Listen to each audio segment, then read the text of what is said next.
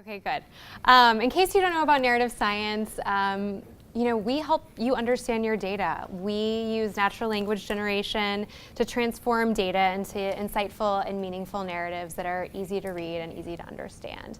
We're in this building, we have 90 employees, and every employee that we hire is critical, as I'm sure is the case at all of your companies as well. And as Jeff mentioned, this is often a painful process and one that people do not want to go through. And by the time you get your reference checks, you're ready to make this hire. You've spent a lot of time on the interview process, you found someone that you think is amazing, and the last thing you want to do is learn information that makes you question the excitement and the enthusiasm that you have for the candidate. But at the end of the day, you can't make a mistake with it. So I'm here to talk to you about, if you're going to spend the time doing it, and I truly believe that you should, how to get the most out of that. So, first thing that I think people fail to do is actually check references. So if you're brave enough to raise your hand and tell me that you don't check references, I'd love to see that. Or how many of you have worked at companies at some point in your career where you did not check references? That might be a better question. Okay, a lot of you.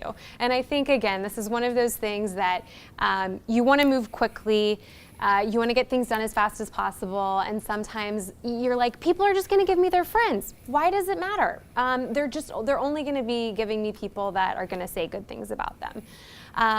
But I'm going to be talking about why you actually should take the time to do this. And one of the problems is requesting the wrong type of references. So you do need to be directive in this process.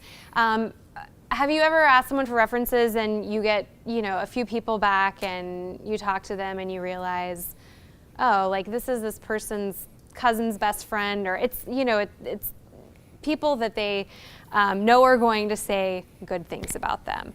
So be more directive in that. We'll talk about that on a later slide.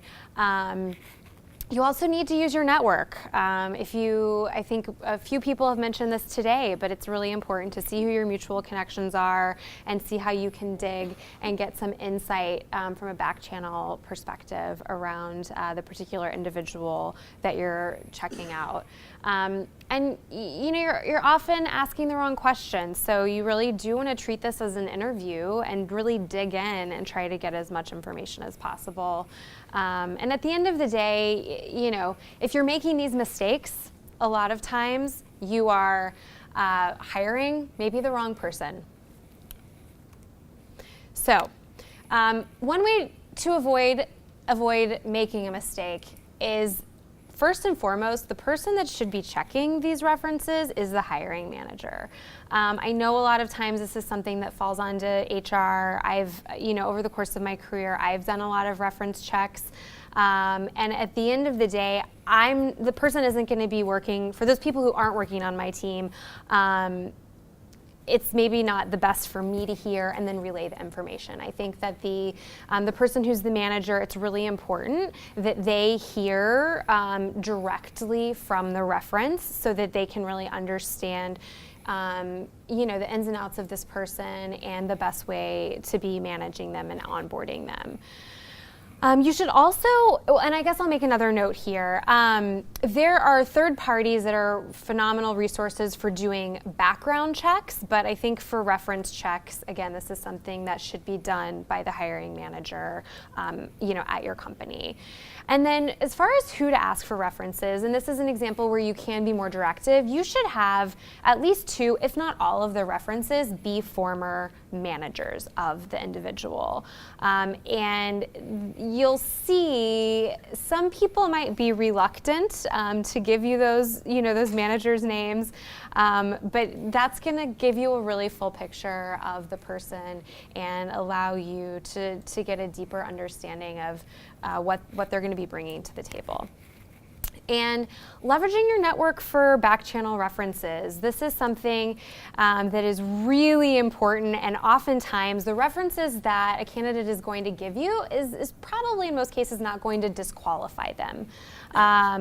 If you find a mutual connection, and I encourage all of you when you're going through the interview process to look at LinkedIn, look at your other social media outlets, see where you have mutual connections, and have your colleagues do the same thing. And it depends on the role and the candidate, exactly what stage of the process you want to probe into this. Obviously, be careful to kind of do back channel references for the company that they're currently at. That's something I think that should be saved for the very end of the process. But I think it's okay even up front if you notice that you have mutual connections with someone. Shoot an email to that person and schedule a time to talk to them and just get some insight.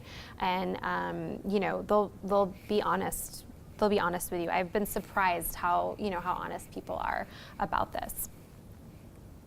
And asking the right questions. So once you make sure you have the right people that you're talking to, here are some examples of questions that can try to get at what you are getting at, instead of just saying, what are their strengths, what are their weaknesses? It is, as I mentioned, talking to the references is to some extent like interviewing. You're interviewing the references to try to really understand and peel back the layers of that particular individual and really look for red flags that you can uncover.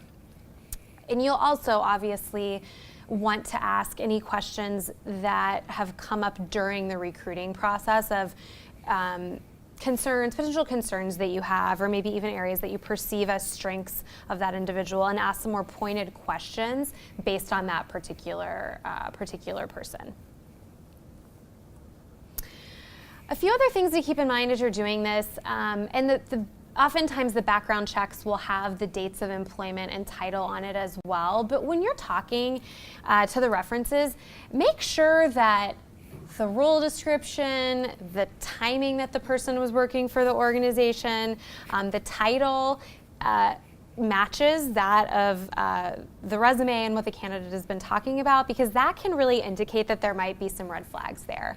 And there, I think, have been a few situations that I've been involved with where there were pretty senior level people that there were some perceived senior level people, and there were some discrepancies that came out at the very end.